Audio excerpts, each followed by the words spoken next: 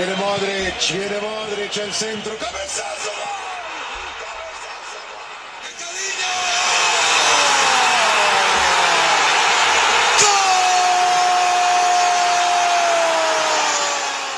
Ronaldo! Manchester City are still alive here. Balotelli, Aguero! Va a pegarle el Ronaldinho Gaucho.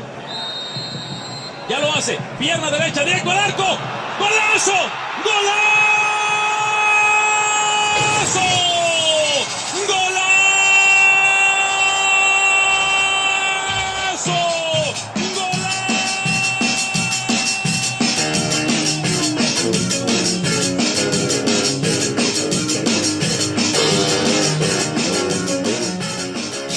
Good afternoon. It's 3 p.m. We are on IG Live. We are on Facebook Live. And I feel like shit. Complete shit. So forgive me if I sound like shit because I feel like shit. I've been sick for like God knows how long, for the past maybe 2-3 episodes. So forgive me if my voice sounds retarded and completely different. And I seem out of it. So I'm going to try to get in the spirit of the Mundo de Futbol podcast. Now, if some of you may not know, this podcast is not called Mundo de Futbol podcast. I'm only reminding you because we are soon going to post our logo up for the business. You know, which is where we sell our jerseys and, you know, et cetera, et cetera, et cetera. And then we're going to post up our other logo, which is the podcast logo. So it's going to be interesting, but it's not called the Mundo de Futbol podcast. I just named it that temporarily because this podcast falls under Mundo de Futbol, but it's not Mundo de Futbol podcast. All right, I know it sounds like I'm bored, but I mean, I'm boring you. But I just want to state that so that you know, so that you don't get confused when I do post up the logo and you're like, wait, what? Like, what the fuck is this? Anyway, let's get started, shall we? So we are currently on international break, and club football is just temporarily on pause, except for MLS. Currently in the MLS, New York Red Bulls were the first team to clinch a playoff spot. Yes, thank God. Because I'm a New York Red Bull fan, and I'm very excited. And I'm very proud of my team, because they have been phenomenal. Oh yeah, by the way, I'm wearing a Barcelona jersey back from 2014-15. We have here Uruguay. Ugh, Argentina, I'm not going to even touch that. I don't want it to. You know what? I don't like none of these teams besides Uruguay. But we have Uruguay home from 2018. Argentina away 2018. Manchester City 2017. And the ugly white Real Madrid from this year. I'll be changing, you know, every time we do a podcast, I'll just change up the jerseys here and there, so, you know, I'll have beautiful ones, then I'll have ugly ones, you know, left and right. Anyway, so yeah, New York Red Bulls, they clinched their spot in the playoff. Now they're focused on just staying as number one in the Eastern Conference, so that they can, and overall in both Eastern and Western combined, so that they can maybe hopefully win the Supporter Shield trophy. Also, who's fighting for that first place spot in the Eastern Conference is Atlanta United, and they also clinched for a second spot in the MLS in the playoff. So now they both turn their attention to the Supporter Shield. Now, who will be next to join New York Red Bulls in Atlanta?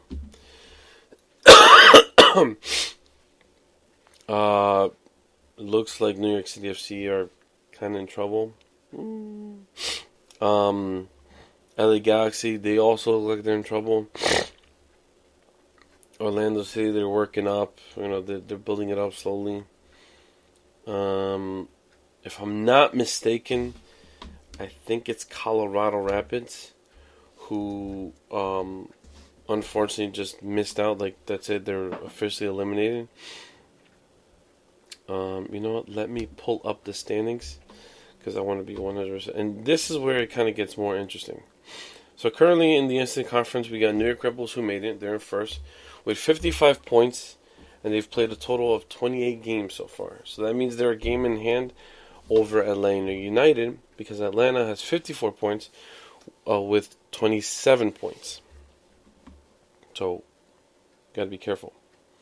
Because if Atlanta wins, which I'm hoping they don't, because I am a Rebels fan, then we have to come back. But I'm hoping that they either lose or tie, so that Rebels stay on top. In third place, we have New York City FC with 49 points in 29 games played. So they're already behind New York Rebels and Atlanta, unless they really need Red Bulls to lose a couple games and Atlanta to lose even more, which I doubt is going to happen because they're both doing phenomenal. Columbus comes in fourth with 43 points, 27 games. Philadelphia Union is in with 40 points, 27 games. Montreal Impact, 36 points and 28 games played. Now, those are the top six. So the top six in the Eastern Conference qualify. Same thing goes to the Western Conference. Top six qualify for the MLS playoffs. Now, the ones who are currently at the moment eliminated, but they still have a chance, New England Revolution come in seventh with 33 points, 27 games played. DC United, 31 points, 26 games played. Toronto, 27 points, 27 games played. That would mean that they would tie every single game, but that's not the case. They have won 7 games, lost 14, and tied 6. God damn, bro. Shit. Orlando City with 24 points, 27 games played. Chicago Fire in last place in the Eastern Conference with 24 points and 27 games. No good, my friends. In the Western Conference, top team is FC Dallas with 49 points, 27 games played. Sporting Kansas, 48 points, 27 games. LAFC is 46 with 27 games. Real Salt Lake, which I haven't heard from in like a long time. It just seemed like they're gone. They're in fourth place with 44 points, 28 games. Portland Timbers, 44, 27 games. Seattle 41 and 26. Then who doesn't make it is Vancouver with 40 points, 27 games. LA Galaxy we're talking about, which is one of the best teams in the MLS in history. Obviously, they only started up in 95, 96. Still. They have 38 points with 28 games, and they have Ibrahimovic. Okay, and I know you're probably going to be like, oh, it's not a one-man team. Yeah, I get it's not a one-man team, but it should be able to help. Minnesota, 29 points, 26 games. Houston Dynamo coming in 10th with 28 points, 27 games. Colorado Rapids is not the last team, or the team that's eliminated. 24 points, 27 games. It's San Jose Earthquakes with 20 points in 27 games. So San Jose Earthquakes are officially eliminated. They will not have a chance to make it into the top 6. So at the moment, we have Red Bulls and Atlanta who are definitely in. Their focus now is just a supporter shield to remain in first. New York City still has a chance. Columbus Crew has a chance. It's going to be tough.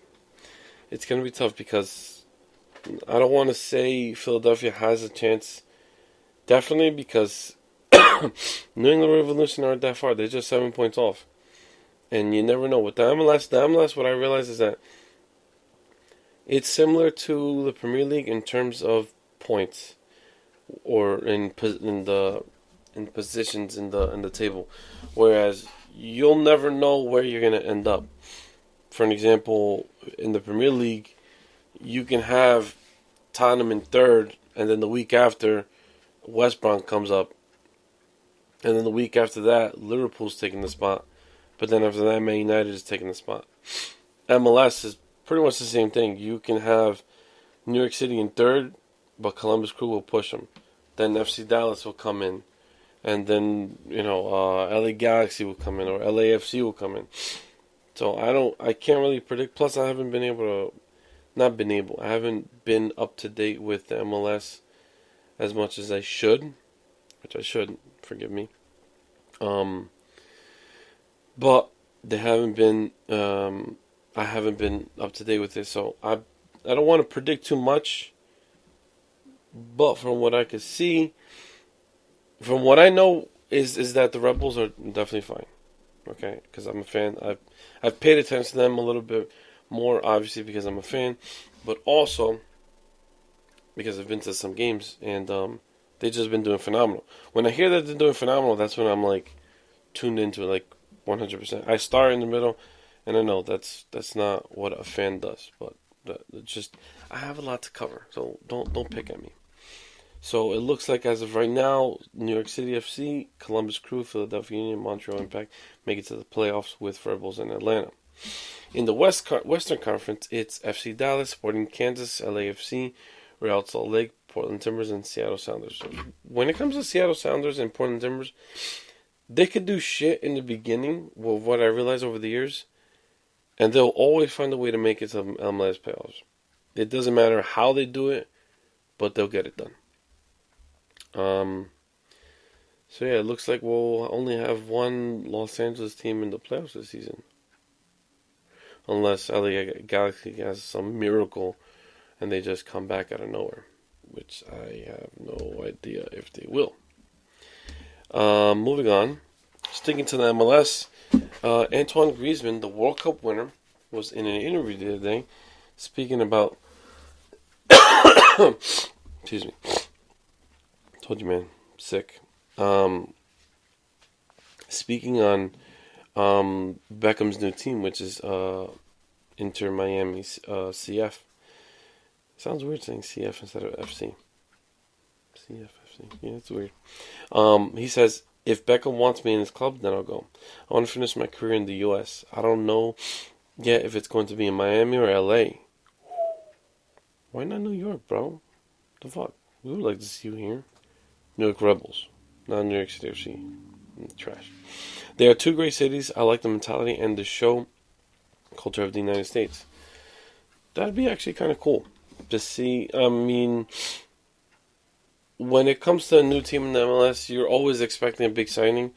More for the major cities, like for example, New York Rebels, New York City FC, Orlando City, Los Angeles FC, LA Galaxy, Atlanta United, because Atlanta is a big city. Chicago, which, they have Schweinsteiger. I wouldn't say too much Dallas and Houston. I mean, they are big cities. They're humongous. They are big cities. But they really didn't... I guess that's not their mentality when it comes to signings. But basically, on the West or on the East, you're going to have a big signing, no matter what. Atlanta, I guess you could push more to the East because they are in the East. I'd kind of like to see Griezmann join Beckham's team, just so that, you can get that spark. Especially since it is Beckham's team. Who doesn't like Beckham? Okay, if you don't like Beckham, there's something wrong with you. Then on top of that, it's a new team, so you want to get that, that attraction, that like hype. You want to hype that team up. Griezmann, I think, is a good fit. I think it would be good to like introduce, but Miami is more of a, and I'm not trying to be prejudiced or single out any other people, but people who know Miami, who know Florida, that area is just a Hispanic area. So I would probably sign Messi. Can you imagine Messi and Ronaldo? And then if he does sign Griezmann, I mean, you'd have to have a crap load of money. Which, I mean, knowing Beckham, Not that I know about him, but he has a lot of friends in the who are famous. He's gonna pick up investors, maybe left and right, especially like what LAFC did. They picked up what Will Ferrell, Magic Johnson, Mia Hamm. Picked up a crap load of people who wanted to invest, and so far, it was a good investment. I mean, if I could invest, I'd invest. Shit, I'd give him $50. Yo, get back to me when we're making money. It didn't take that long. All right. You see what I'm saying about boring? I mean, I'm like, it's because I'm drugged up on meds, so I'm like, kind of tired. Ronaldinho comes out and suggests that when Messi leaves Barca, they should retire the number 10. How do I feel about that? How do you feel about that? I don't know. I mean, it seems like, to people, it seems like that we might never get, because we've seen, great players and then better players and then better players and better players and better players. So, in our eyes, we're like, oh my God, it can't get better than this. But you never know if we do have someone who's better than Messi. It only gets better. You know what I'm saying? It's gotten better from when they first started back with Di Stefano. I don't know how to pronounce it. And then came all those other players up until now. We have Messi and Ronaldo. Who knows? We might have 3 best fighting in the long run. So he says he's the best in history, no doubt. Nobody has done what Messi's done. I hope he plays 20 more years. Excuse me. Those who love football would love to have him here for much longer. I think when he leaves, nobody will be able to take the number 10 of Leo.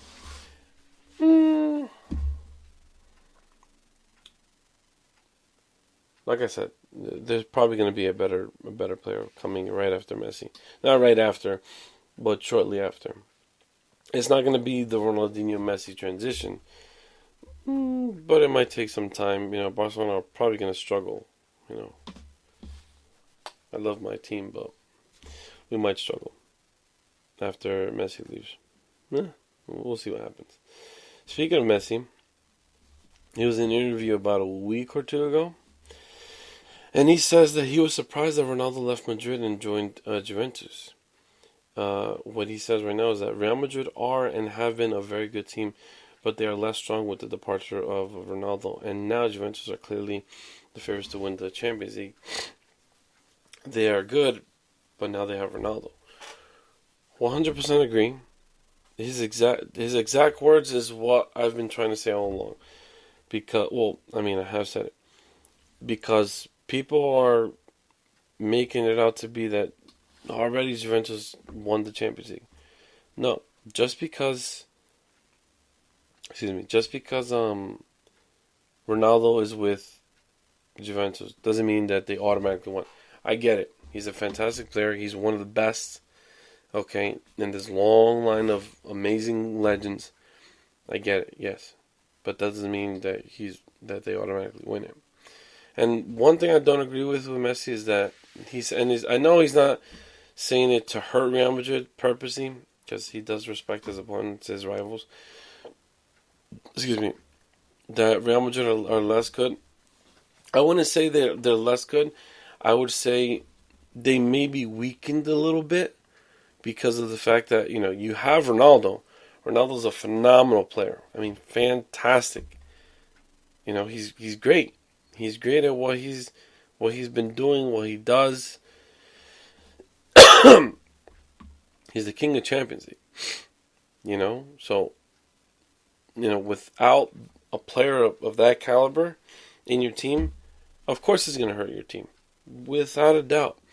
That doesn't mean that your team is just drops down. Because you still have Benzema. You still have Bale, who's doing phenomenal without, Ronaldo. You still have Isco, Vasquez, Asensio, Casemiro, Modric. Modric, a fantastic fucking player. You still have Tony Cruz, Sergio Ramos, a leader, a captain. Keylor Navas, you brought in the likes of Courtois. You have a young Danny Ceballos in midfield. Okay, Dani Carvajal, Marcelo. God damn, yeah, Marcelo there too. I mean, you still have a fantastic squad there. You can't go on saying Real Madrid are less good. Okay, I get that, they have dropped a bit because they don't have Ronaldo anymore. But that doesn't mean that you're still not afraid of Real Madrid. Because to be honest with you, I'm still scared to face Real Madrid. I would still be scared to face them because of just the name itself, and because of who they are. Real Madrid will always be Real Madrid, hands down. So Messi was in it, also still in that same interview, obviously, and he said it's time. This year we have the Champions League again. We've gone out in the quarterfinals 3 years in a row, and last time was the worst of all because of how we played, and that we came with a result that was in our favor. We have to focus on the Champions League for the club, the team, and the fans. We have a spectacular team. I agree with everything he said except for focusing on the Champions League. We can't just focus on the Champions League, okay? When you're starting a new season and you have 3 competitions to play for, you focus on all 3. I know what you might be thinking. You can't put your focus on this one, and this one. No. You are a football player, okay? You get paid thousands and thousands and thousands and thousands of dollars to play and to wear the shirt, okay? The shirt is heavy, especially if it's a big club like Barcelona, United, Man City, etc., etc. Forget the Man City part.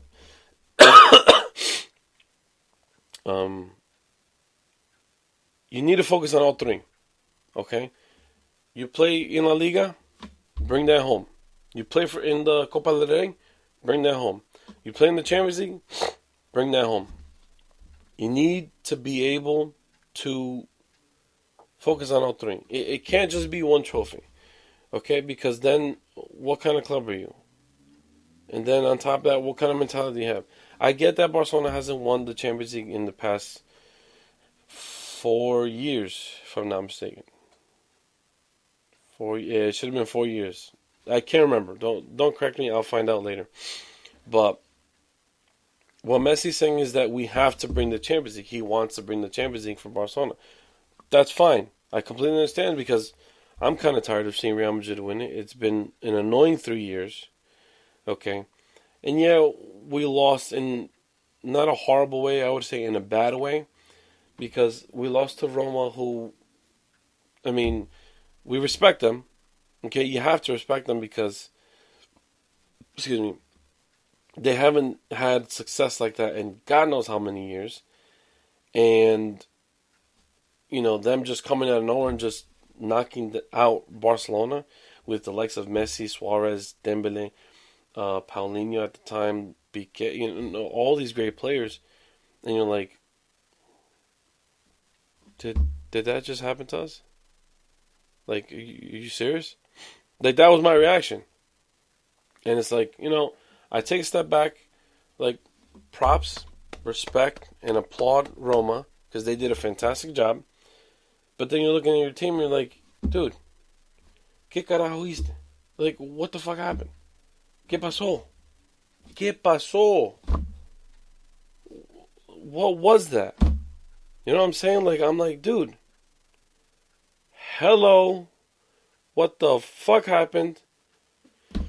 So I get that it's been annoying for us to lose constantly in the Champions League at the quarterfinals 3 years in a row, and it hasn't been by Real Madrid.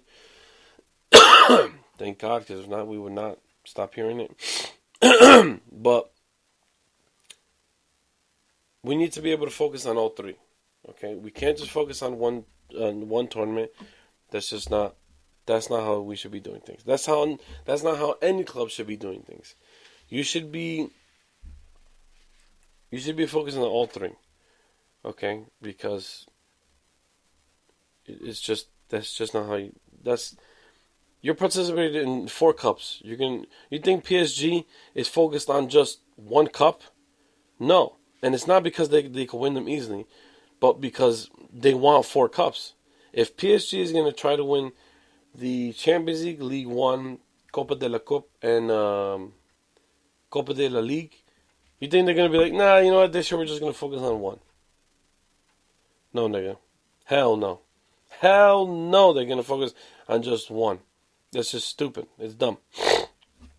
Okay, so what Messi's saying, I agree with him that we need to, bring the Champions League back to the fans and back home, etc., etc. We have a spectacular team. Yes, I agree with you. But that focusing on 1 trophy, that's just not going to work. No, don't do that, because that's not. Moving on to Jose Mourinho. He was attending the England versus Spain game at Wembley yesterday, and he fell. It was actually pretty funny. I didn't really laugh. No, I did. I'm lying. Pretty funny, but that's not what I wanted to talk about. He's being accused, not once again from him, but once again, someone big is being accused of defrauding in Spain for their taxes. This is annoying. He's been sentenced to a 1 year, to be 1 year in jail. He's been accused of fraud of $3.8 million in 2011 and 2012. But luckily for Manchester United, he won't be going to jail. He'll be serving probation, because there's also different ways to serve your punishment. He'll be on probation. According to Mourinho, he didn't answer, he didn't argue, he paid, and the case was resolved. So thank God. Manchester United fans, you don't have to worry. We'll be good. Okay. So speaking of Manchester United, okay, I'm excited. Why? Because I love that this rumor is growing. Who has been a fan of Jose Mourinho? I know I have. Not when he was for Real Madrid. Pretty much any of his clubs. Okay, I really hated him at Chelsea because I'm a Man United fan. I hated him at Inter Milan because I'm an AC Milan fan. And I hated him at Real Madrid because clearly I'm a Barcelona fan. Okay? Now, I'm kind of like, alright, he's here at Manchester United. Like, I hated him for years because he's just, the clubs that he coached at, I'm like, okay, you're not going to any of the clubs that I like, so you know what? Fuck you. Fuck you, you fuck. Okay? But now he's at Manchester United. And I'm like, wow. Fantastic. He's had success at Chelsea. It's 2 times that he was there. He's had success at Inter Milan. Wow. He didn't really have much success at Real Madrid, but he did. So then you think, all right, Jose Mourinho succeeded at Stamford Bridge, he succeeded at San Siro, and he succeeded at Santiago Bernabeu. All right, now he's coming to Old Trafford. Fantastic. He's gonna bring in trophies and success and all this silverware. Bang, bang, let's go. His first year, it was like, wow, he's proving it to me. He brought in the Europa League. He brought in the FA Cup. Yeah, he brought in the FA Cup. And then the following season, he started out with the Community Shield. Great. Fantastic. We get into the Champions League. Because we come in, I think, 5th or 4th in the Premier League. So it was like we either had to win the Europa League or we had to get into 4th place to make it. So then we didn't make it into the top 3 or top 4 or whatever the fuck it was. But we win the Europa League. Great. That's good because we haven't had success in God knows how many years. Excuse me, I keep coughing. But then the following season, we make it to the Champions League and we lose to Sevilla. Now, Spanish teams have been stupid dominant. I mean, it's just like, it's almost like, when are you going to stop? But it's good. It's good for Spanish football. Now, as a Premier League team, a Premier League fan, excuse me, you're like, when is an English club going to rise and come up? Now, we saw that last season with Man City and Liverpool. 2 teams who have been distant from Europe for years. So, now you look at Manchester United and you're like,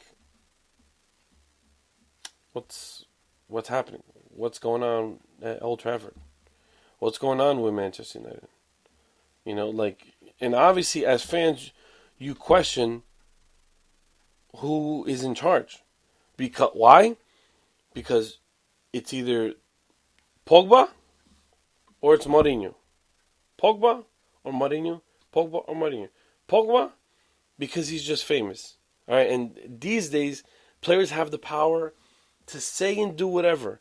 For an example, the rumor that still goes around about the Dybala situation and the Icardi situation in Argentina, that Messi said he doesn't want them because he wants to play with Higuaín and Agüero.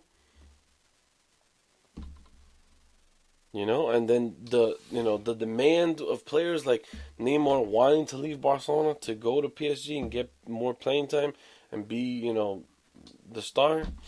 Players have a lot of demand nowadays. It's not just coaches that say, I want this player, you do this. No, now it's players. So at Manchester United, what you got is you got Pogba, who is a new generation player. Excuse me. A new generation player who, demands a lot. Not necessarily demands a lot because from what we see is he's a humble player. He tries to do the best that he can, etc., etc., etc. But then you got that old-fashioned coach who wants to play that, sit on the bus. Sit on the bus. Park the bus. I'm in demand, I'm in control. I want this, whatever. And you're like, you're just like, what's going on? Because there's no sort of control. There's just, when you look at Manchester United, you think, you just think, you're like, what's going on there? What's happening? What's Man United? Manchester United used to be a team that was very well respected, very well scary. Now you don't fear Man United. If anything, smaller teams want to play Man United just so that they can play them, beat them, and then have a shitload of freaking memes going about let's all take a laugh and let's all take a minute and laugh at Man United. That's one. And don't get me wrong, I might be a Man United fan, but there's times that I laugh at them like, that's a joke. That's a joke that you lose to Burnley or you lose to Watford. Don't get me wrong, small teams deserve to be respected. They bring in these high top players and etc., etc., etc. But Manchester United is Manchester United. You get what I'm trying to say? Like, that's a team that, like, even when you say the name, you have to, like, be proper about it. Manchester United. You know what I'm saying? Let's take it to IG Live. George says, sorry I'm late. I was eating hot Cheetos. That's great. We don't need that. George also says, who is Manchester United? France is dominating Holland right now. Okay. I'm not talking about countries at the moment. It's only sticking to clubs. Exactly. George asks, who is Manchester United? I honestly don't know. All I know is that Manchester United has money, and they have one guy who's famous and demands a lot, and an old-fashioned guy who tries to run the team, but it seems like he doesn't even have control over his team. So the rumor is that Zinedine Zidane, Champions League winner as a player and Champions League winner as a coach, wants to take the reins at Old Trafford. Now, would you like to see that happen? I do. I definitely do. Because the fact that Zinedine Zidane can control, not necessarily control, but can deal with egos like Sergio Ramos, Marcelo, Isco, Bale, Benzema, and the biggest one of all, Cristiano Ronaldo. If you can handle Cristiano Ronaldo, you can pretty much handle anybody else in this world. The fact that that Zidane won the Champions League 3 times with Real Madrid, Ronaldo, and Ramos basically having the 2 biggest egos on the fucking team. You can manage those 2 and manage to bring in 3 Champions Leagues in a row. That says a lot.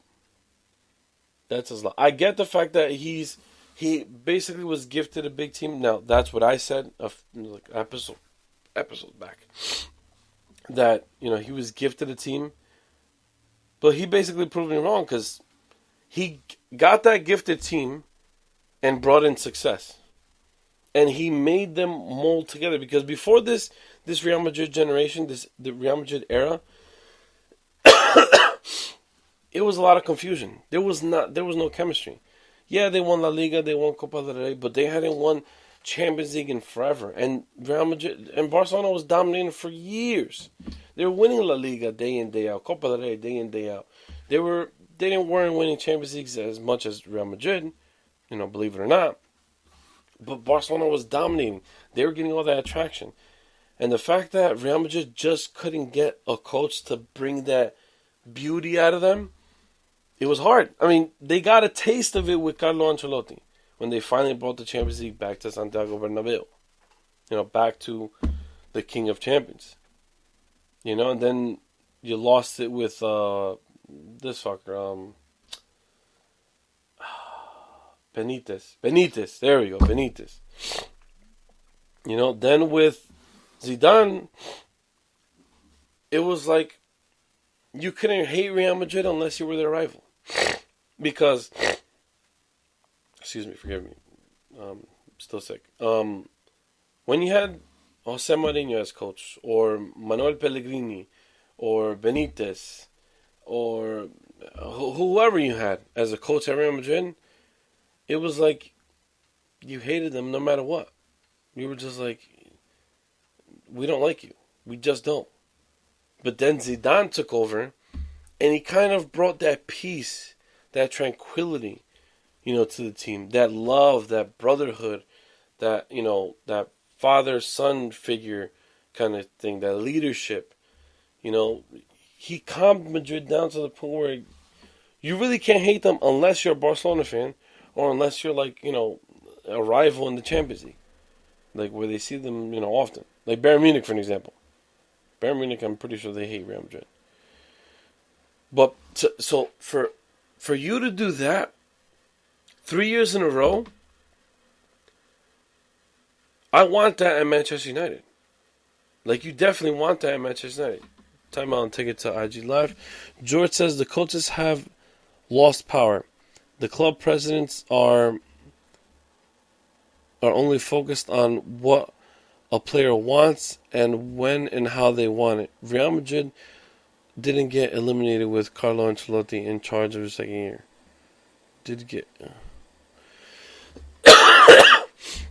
Yeah, they got eliminated in the second year with Carlo Ancelotti, but I mean, he did bring the Champions League back after God knows how long. So I mean, nobody really remembers the fact that Real Madrid got eliminated with Carlo Ancelotti. They really remember him bringing the Champions League back after thousands of years. I'm exaggerating, but I mean, it was just a long time from Real Madrid winning the Champions League.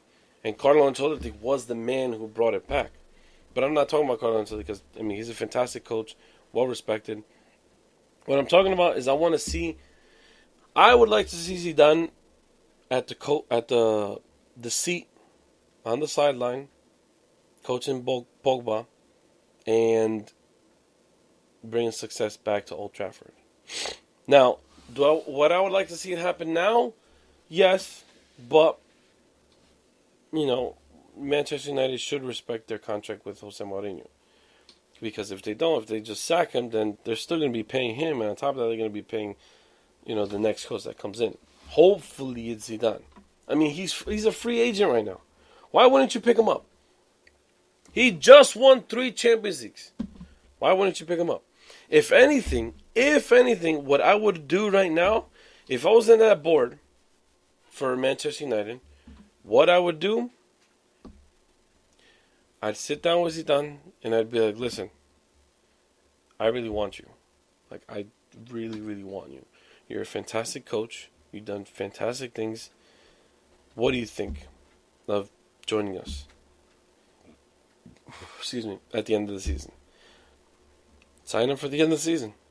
And then at least he has time to like look at the team, adapt to the language, maybe buy a house there secretly, obviously, like have someone like just go stop by, buy a house, and then leave and go back home or whatever. I mean, come on, Zidane, you got a shitload of money. Let's stop and take it over to IG Live. No one expected that though. They really just shit out the Champions League over and over. Well, yeah, I mean, because of the fact that Real Madrid, they had and they have such a good squad that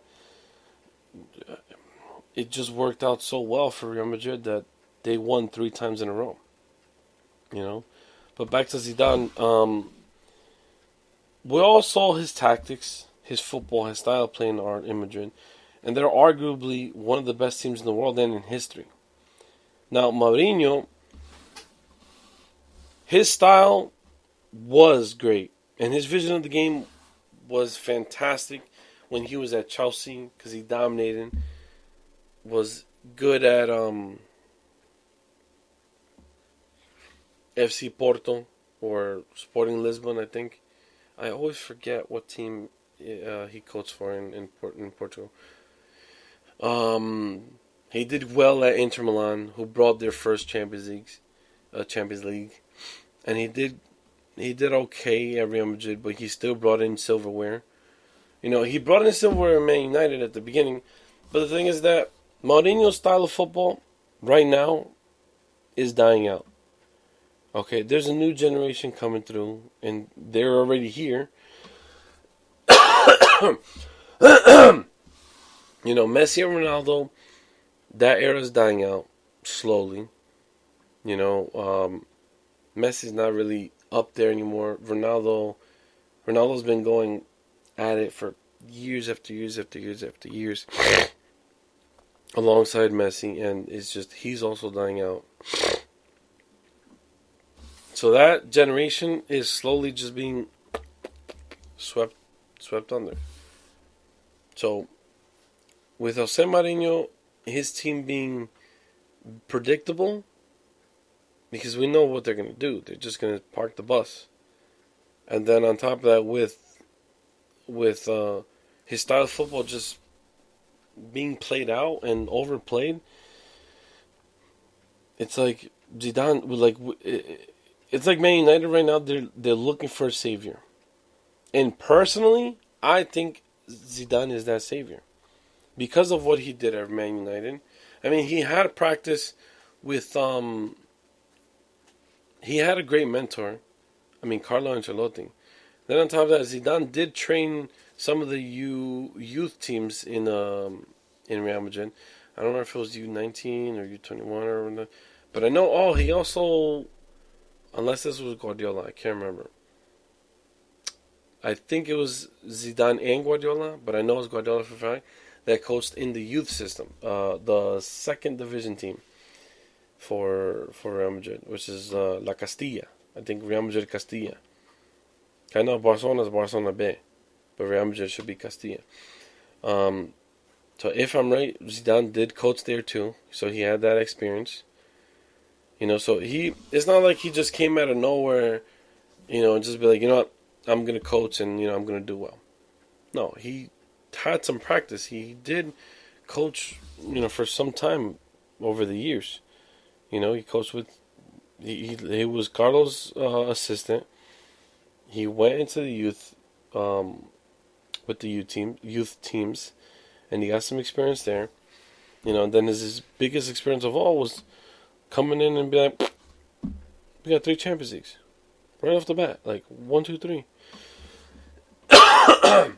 So, I personally think Zidane could be the man to save Manchester United, and it would be great. It would be fantastic if we can get that, going.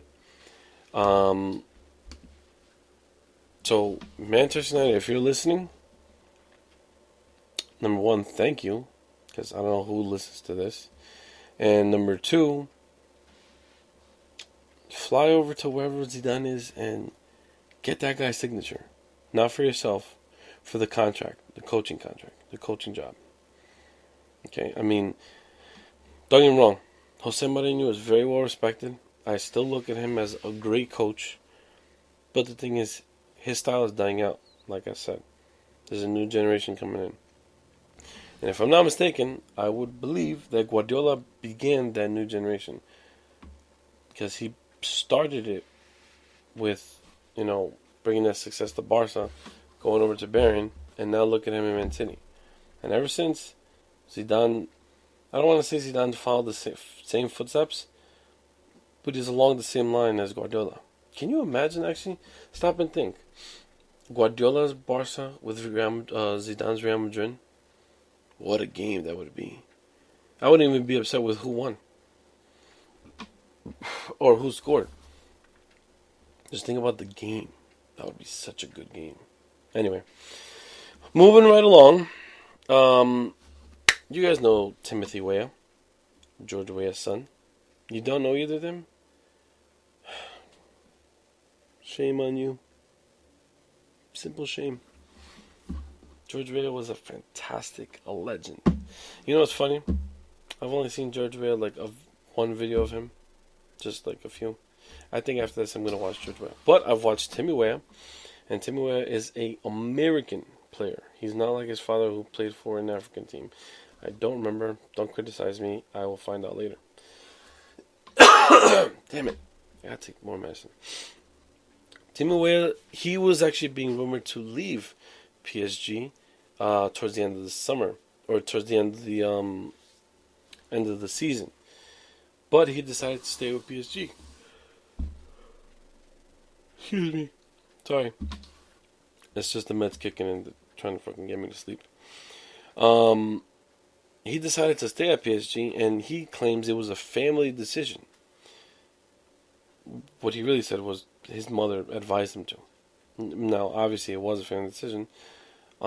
His mother says he's still young, and he needs to be able to continue to grow and work on things to gain more experience. She says he says, she thought if I did go to a lower team in the same league, there would be so many expectations to carry the team or potentially fight for a league winning spot. I don't feel that I'm ready for that. I agree. Timmy Weah is still very young. He needs time to be able to grow, to be able to experience. I mean, he's training with the likes of Cavani, Mbappe, Neymar, Rabiot, Verratti, Buffon. I mean, Buffon's a freaking legend. He's a great leader to work under. Then he's working under the coach, Thomas Tuchel, or Tuchel. I don't know how to pronounce it. I always forget how to pronounce it. So I think it was a good move on Timmy Weah to stay put at PSG, learn a little bit more, get some, try to break through the first 11. Maybe start off on bench. That's perfectly fine, but he'll get some playing time. I mean, he's taken off, if I'm not mistaken, he's taken off Neymar and Mbappe. He's come on as a sub to replace both of them in a League One game, which is a regular domestic league game, which is good for him, Then maybe later on, maybe 2 years from now, depending on his role in the team, he can leave and go on to look for, not a bigger team than PSG, because the bigger than PSG is Bayern Munich, Barcelona, Real Madrid, Man United, and so on. But I mean, maybe go to a smaller league. I mean, smaller team like Valencia or Hotspurs, Dortmund. I mean, for some reason, everybody succeeds at Dortmund. I have no idea. Atletico Madrid would be good. So him staying put at PSG, I agree with it. It's a good move. Good move. The UEFA Nations League has finally kicked off. Now, not a lot of people. Some people have been confused about it. Some people don't know why UEFA did this. I personally don't know why UEFA did this, but I know one guy who is. Excuse me.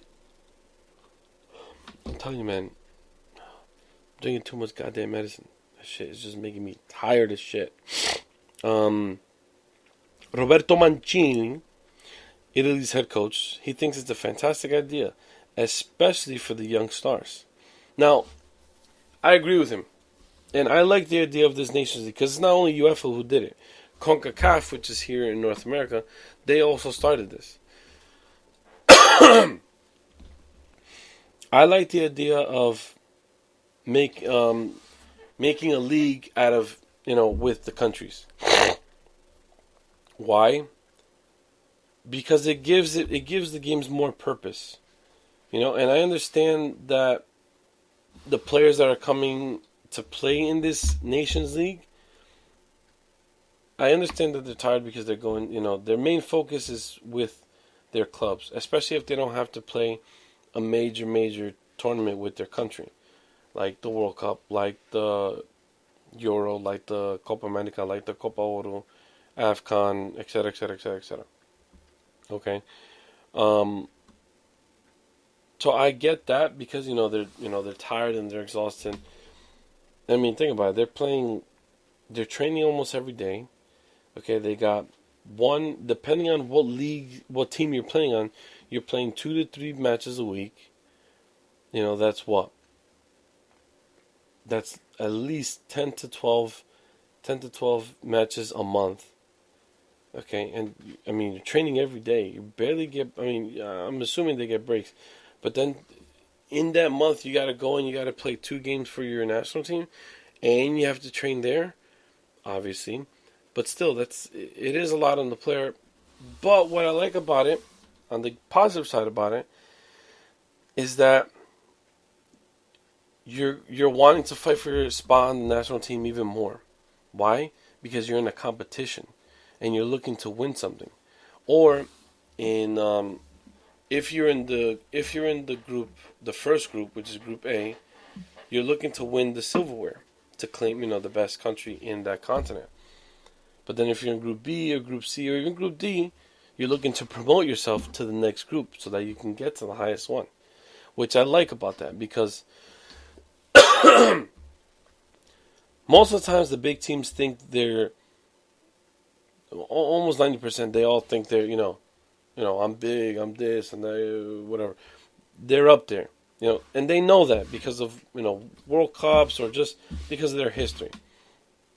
Okay, which is fantastic. For example, in the UEFA, you have Spain, you have England, you have France, you have Germany, you have Italy. I go on and on. They're big there. So they know they're big. They know they're big teams. But when it comes to playing friendlies, they're like, it's an easy game. And sometimes they don't even take it serious. So why play? So the UEFA Nations is fantastic for this. It's perfect. It gives them purpose. They're all fighting for that trophy. And on top of that, what they're going to use this for, also, they're going to use this as a platform to qualify for the Euros and also to qualify for the World Cup. So basically, they're basically getting rid of the Euro qualifications and the World Cup qualifications. So those two are out the window, and now they just have one domestic league strictly for UEFA and in CONCACAF. And now where it works out better for CONCACAF is because CONCACAF is not known for amazing football all over the world. Like, yeah, we produce talent. No. And it's no disrespect to them. No disrespect at all. Europe and South America has always been fantastic at football. If you want to disagree with me, go fuck yourself, because I really don't give a shit. You have to admit, the best football that has been produced is from Europe and South America. Hands down. I don't care what you say. I don't care who you are. CONCACAF, this is a good route to go because they're building up. It's not. We don't always want it to be the same teams. Mexico, Costa Rica, U.S. Mexico, Costa Rica, U.S. It's annoying. Okay, especially here from Mexico. I mean, we want to at least see someone fucking... Imagine seeing the Bahamas come out and just shut them down. Thank the Lord. I would love to see something like that. But what I love about this Nations League that CONCACAF and the UEFA has done is that it gives the smaller teams chances. it gives them a little bit of hope as where they can promote from Group D to Group C. And like, wow, we could do this. If we can promote ourselves from Group D to Group C, we can go to Group B. If we can go from Group C to Group B, we can go to Group A. If we can go to Group B to Group A, we can win the silverware. Can you imagine seeing a Caribbean team in the CONCACAF go from Group C all the way to Group A and actually knock down Mexico, Costa Rica, or U.S.? That would be fantastic. That would show us that there is good football in the North American, North, Central, and the Caribbean area. That would be fantastic. That's what I love about this, is that it gives the smaller teams chances to promote themselves and to go bigger. And even to attract more football to their country. Because if you look at the North America, Central America, and the Caribbeans, it's all small countries other than U.S. and Mexico. Now, I understand Costa Rica has had their history. I mean, lately they've been just doing fantastic. But you got to look at teams like Belize or Bahamas, Grenada, Jamaica, El Salvador, Honduras. It'll grow a little bit more. People will actually start getting attention. And then on top of that, if clubs start looking at the UEFA nations and the CONCACAF Nations League, just imagine if someone is recruited from one of those small teams and they just grow. It's basically like what the U.S. is doing right now. Those young players from the U.S., they're being recruited. They're playing on big European teams. Timmy Way is playing at PSG. Excuse me. Josh Sargent, who plays for the U.S., he plays for Wolfsburg in the Bundesliga. Pulisic, he plays for the Bundesliga. He plays for Dortmund in the Bundesliga. So if we can get that attention in the CONCACAF Nations League, just imagine what this league can grow into in the next 20 years. You know what I'm saying? And imagine, can't you see Jamaica going to the World Cup? I understand a lot of people, they're like, no, we don't want smaller teams to go to the World Cup. By then, they won't be small teams. They'll be teams that are being recognized and not necessarily being feared of, but that will give them hell to grab the win, to score. We basically saw it in this World Cup. This World Cup, for the first time, we saw Croatia in the final. England came out of nowhere. Now, England has always been a team, that has history, but they came out of nowhere. So I personally like this, and I agree with Roberto Mancini. It gives the youngsters some it gives them a chance to prove themselves and earn their spot on the national team, because it's not always going to be the big guys. For example, in Argentina, it can't always be Messi, Agüero, Di Maria, Higuaín, Mascherano, etc., etc. You're going to need those young guys. USA is a perfect example of that. That's why they freaking crashed out of the qualifiers. They were focused on Donovan, Dempsey, Jermaine Jones, Tim Howard, etc., etc., etc., etc. Why aren't you giving Matt Miazga a chance? Why aren't you focusing on Tyler Adams? Why isn't... I didn't even know of Josh Sargent until the other day where they played against France. Or not the other day, just a few months ago. I didn't know any of these guys. And now that they're bringing them in, it's fantastic. I love it. And the fact that they're going to use the CONCACAF Nations League and UEFA Nations League in order to qualify for the World Cup, it's even better. It eliminates the qualifier process and all that other stuff. Because then we don't get to see those smaller teams. Those smaller teams will actually be fighting with the same level team and just keep on progressing or being, relegated. That's another thing. You get relegated if you don't fight for it and win games and earn points. It's fantastic. Excuse me while I end the Instagram live and I'm going back on. So, overall, I agree with this. Roberto Mancini so far is the first person in the football world to come out. I gotta take more meds, man. Jesus Christ. Or I gotta take something to get rid of this mucus. Excuse me, no, that's disgusting. So far it's only been Roberto Mancini who agrees with this. I know I heard the other day, or I read the other day in some article, that that someone was confused. I think it was England who were confused by the UEFA Nations League. It's not hard, man. It's literally like playing the Premier League. Okay? It's just that it's smaller groups, obviously. I know in Group A, it was... You know what? Let me look it up. Because I know this is going to piss me off. I know there's... In Group A... Damn it. I forgot. I'm trying to stall so that you guys don't hear dead air.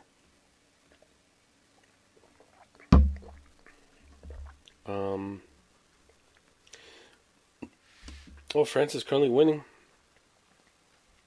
They're beating Netherlands 1-0. So we have in League... Oh, I'm sorry. In League A, there's 4 leagues when it comes to the UEFA Nations League. League A has 4 groups. Group 1 is France, Germany, Netherlands. Currently, France is beating the Netherlands 1-0, so they're at top of the group with 4 points. Because they tied against Germany the other day, which was a fantastic game. If you missed it, man, I feel sorry for you. It was a good game. France, Germany, and Netherlands. Group 2 is Switzerland, Belgium, Iceland. Switzerland defeated Iceland the other day. I don't know how much. I will post that later. Oh, 6-0 I heard. Yeah, if I'm not mistaken, it was 6-0. So I'm like, dude, really? Like, I'm a fan of Iceland. Ever since that Euros 2016. They did fantastic. Group 3 is Poland, Italy, and Portugal. As of right now, Poland tied against Italy, which I'm not too happy with because I am also a fan of Italy, and I would love to see more of Italy back because, come on, Italy was always a strong team. Then in Group 4, it's Spain, Croatia, and England, and Spain beat England the other day, yesterday 2-1. England were winning. And then they just dropped, and now it's just England, just Spain. So I like this because it's good. It gives everybody a shot. You know, the smaller teams, the smaller players. It gives them the shot to grow and to prove themselves. Like, we're no longer small. You know, we're a big team. We're a big squad. You know, so I like the idea. Of the UEFA Nations League. And CONCACAF Nations League. Now, I would love to see, if they could do it with the Asian countries, the Asian Federation, the African Federation, and then move it over to the South American Federation. That would be fantastic. You know, I would love that because then it also gives. Because imagine, can you imagine?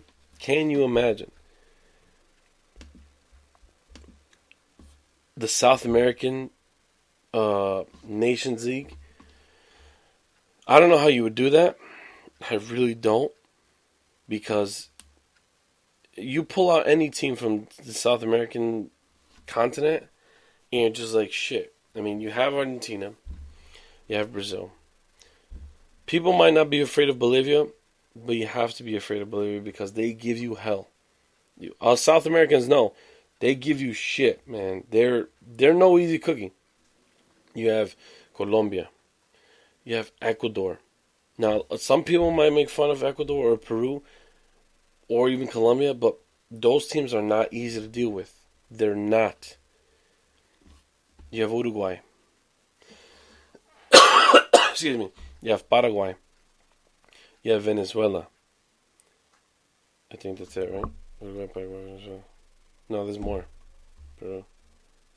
There's one more that I'm missing. Chile. That right there, it's like you could put like 2 or 3 group of death, and you're just fucked. Hard. Like it's just like you. If you think UEFA Nations League is tough, wait until CONMEBOL, if CONMEBOL, which is the South American Federation, if they even do that. If they do, that's just going to be like every South American around the world will be sweating. Why? Because it's not going to be a walk in the park. No, I can tell you that right now. It will not be a walk in the park at all. It's just going to be tough. Like really, really tough. How much have I been on? Oh, I've been on an hour? God damn. Alright, I'm going to end it pretty soon. Oh! Thank God I remembered. Legend of the day. I had some help from one of my followers and the other page, which you should be following, at Mundo D, as in D-E-E, Futbol. Follow that page because I have a lot of good content on that. Check out my stories. It's filled with stuff that you want to know and that you want to hear. Excuse me. If you forgot what I was going to say. Anyway, doesn't matter. Legend of the day. Okay, I decided to go with this guy. He's played for Ivory Coast from 2002 to 2014. He's had 104 appearances, 65 goals for them. And if I'm not mistaken, I have it here. No, I don't. Shit, I thought I had it here. He's won the Premier League in 2004, 2005, 2005, 2006, 2009, 2010, and 2014, 2015. 4 Premier League titles under his belt. He has another 4 FA Cups under his belt in 06, 07, 08, 09, 09, 10, 11, 12. And he's also won 3 Football League Cups, which right now it's called the EFL Cup. He's also won 2 Community Shields and 1 Champions League. He's the 4th all-time scorer for this famous club that we know. He scored 164 goals for this club. Damn it, George! You ruined it. Yes, George on IG Live has named the player of, or the legend of the, Didier Drogba. He's played for a second division team in France called Le Mans. 64 appearances, 12 goals. Not bad. He moved on at 2002 to play for Guingamp. 44 appearances, 20 goals. Then he was founded by Marseille in the League One. 35 appearances, 19 goals. Not bad. Then he jumped to the big Premier League team. In 2004, he signed with Chelsea. He made 226 appearances, scoring a total of 100 goals for the club. Even, flat. Then, after 2012, Chelsea announced that he would move on to the Chinese outfit, Shanghai Shenhua. He played 11 times and he scored 8 times. Not bad, actually. 8 goals in 11 games? That's actually pretty good. I mean, he is Drogba, and he is the legend of the day. He moved on after 1 season to play in Turkey with Galatasaray in 2013. He played 37 games, 15 goals. He came back to Chelsea in 2014. Played 1 season, 28 games, only 4 goals. That's because he basically came back to mentor Fernando Torres and help out the other guys. But he was still a legend, and he still is a legend. Then after 2015, he moved on and he came to the States. Oh, no. He came to Canada. Well, he went to Canada and he played for Montreal Impact for 1 season. 33 appearances in 21 goals. I said that completely wrong. 21 goals in 33 appearances. 33 appearances, he scored 21 goals. Okay? Then he took a year off, and then he started playing with second division team, Phoenix Rising, who plays in the United Soccer League, which is also known as USL. He's been to 10 finals, and he's been very, very important in those 10 finals. Why? Because he scored in all 10 finals, and he won those 10 finals. That's ridiculous. That's why he's the legend of the day. Like, holy shit, man. 10 finals, 10 goals, 10 trophies. Whoa! Holy shit, man. He's the most, he scored them. His record is most goals scored. Jesus Christ. Most goals scored by a non-English player, which is 164 in the Premier League. Most goals scored in FA Cup finals, 4. What am I telling you? Most goals scored in the Football League finals, 4 goals. Jesus. Most goals scored in cup finals, 9. No, that's wrong. I found that it was 10 from 2 articles. He scored 36 goals in the Champions League. And he has the record of the most goals scored in international games as a Chelsea player. 46 goals. Not bad. He was actually the highest transfer fee paid for in 2004 for $24 million. Or 24 million pounds, I should say. He has the most goals scored in the Champions League by an African player, 44. And holy shit, man, this guy is phenomenal. Oh, I took a screenshot to speak about this. This has nothing to do with Damn it. This had nothing to do with football.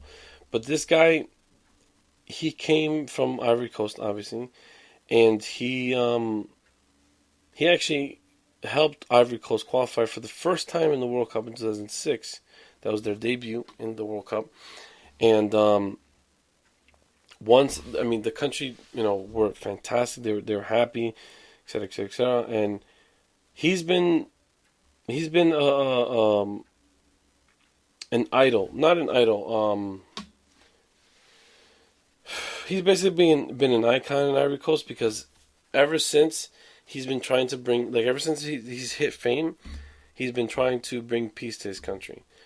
And in 2006, he begged those bad people to, lay down their arms and, not do anything crazy. But right after that, it was just 5 years of civil war. I know, I'm trying to read up quick so that I don't, sound like I'm 2009. He's done a lot of charity work, okay? And in late 2009, he he got an endorsement from Pepsi. Now, they paid him £3 million. So he took those £3 million and he went back to his hometown and he built a hospital because they had no hospital there. What a guy. Holy crap. He really took the money that he had, went to his country and build a hospital. And then, there we go. That same year, and that was under his foundation, Didier Drogba Foundation. That same year, Chelsea announced they too would donate the fee for the deal toward the foundation's project. Drogba decided on building the hospital after a recent trip to Ivorian capital's other hospitals, saying, "I decided the foundation's first project should be to build and fund the hospital, giving the people basic health care and a chance to stay alive." Holy crap, dude. This guy's phenomenal. I mean, he does charity work left and right, and he just, he plays in those matches for charity when, when those, damn it. When Ronaldinho and his friends play, or Ronaldo and his friends, and then all these legends come together and just play against each other. Played against that, and then the money that he made from that, he also donated back to his country. So, our legend of the day today is phenomenal. I mean, phenomenal. He gives back, and what more can you ask for? It's been an hour and 15. I have a couple topics left over that I wanted to talk about, but I don't think I'm going to. So, to end the podcast, I am going to once again remind you, people, that excuse me, the website is coming along. Okay, we're working on it every single day. I do have a GoFundMe page because some of you have asked me to do a YouTube channel, and I really want to do it. Don't get me wrong, I really want to do it. If I do it, I'm pretty sure I'm not going to be running it. I'll probably have someone else run it. I'm looking for people to, help chip in, like not money wise, to help do the show. So if you're interested, shoot me a message here. If you know me personally, shoot me a message through my text. But the thing is about the YouTube channel is that it requires a lot of equipment, because I don't want to give you bad content. Plus, on top of that, I want this show with the podcast show to be to be what do you call it? I want this podcast show to be a little bit more decent, because all I have is this phone on a stand, this little mic, this computer, and this computer is just storage is going left to right. So what I'm basically saying is that I have a GoFundMe page. Okay, it's on my page. It's on this page. It's on all my pages. 3 of my business pages and on my personal page. Click the link. If you can donate as little as $1, I'm perfectly happy with it. Okay, it's just that we need help because I know people are asking me to do a YouTube channel, and I get it. I would love the YouTube channel, okay? And people are telling me you would make it big on YouTube. I'm not trying to yes, the whole point of this podcast is because, I know in the future I can make money, but I just love talking about soccer. Okay, I love this. This is something that I love to do 24/7. I mean, there's times, that I do, I'm like, I'm tired of soccer. Not tired of soccer, just like, I don't want to think about too much of it. I don't want to, really get into it. Sometimes I just like to relax. And I do like to watch other stuff or think about other stuff, like Marvel, DC. If you're not familiar with that, just don't. I'm not going to get into that. But, so yeah, the GoFundMe page, if you can, donate as little as $1. Our goal is $2,000 so that we can get enough good equipment for this show and for our YouTube channel. So if you can, go into my bio. The link is there. If you can donate, again, as little as $1, that would help. That would be perfect. I greatly appreciate it. I greatly appreciate you listening to me now, the 4 or 5 people that I have on this. So if you can, and on top of that, spread the word. Not about the GoFundMe page, but just about the show. I mean, whoever's on IG Live right now, thank you for joining us. But sadly, I'm ending the show right now. So share this. We're on SoundCloud. We're on iTunes. We're on Google Play. If you have an Android, we are also on iHeartRadio. Share this podcast. Share this show. Give us a review, please, because I would love some reviews on iTunes. I'd love some comments on SoundCloud. I'd love some, likes, subscribe to the show. And then if another thing I'd love a little bit more interaction with the listeners. So if you guys want me to speak about something in particular, I've always said it. Tweet us on Instagram at MDF Podcast 1. It's the same there's the same username on Instagram as it is on Twitter. So we're at MDF Podcast 1. So, join us there. Send us a tweet, okay, about what you want us to talk about. Obviously, I'm always looking up things. I'm always thinking of different things to bring to the show. I'll try not to be sick next episode, which will be Wednesday. And, I am planning on going to, not planning, I'm definitely going to Peru sometime next year, which should be January, February. And I'm going to do a live show, maybe a live 2 shows over there in Peru. So maybe we can get some good contact there and get someone on the show. I forgot what I was going to say. Damn, I forgot. All right, so basically to wrap it up, I have a GoFundMe page. If you can, please donate as little as $1. Okay? I really want to get this YouTube channel up. I really want to get better quality for the podcast show. We do sell jerseys. Okay? I mean, I can get you what you want. What do you want? You want Manchester United? I got it for you. And that's pretty much it. I just want to get a little bit more interaction with the listeners. So if you can, just spread the word. onto for the show. And that's so. Until next time, which is Wednesday. I'll see you. Continue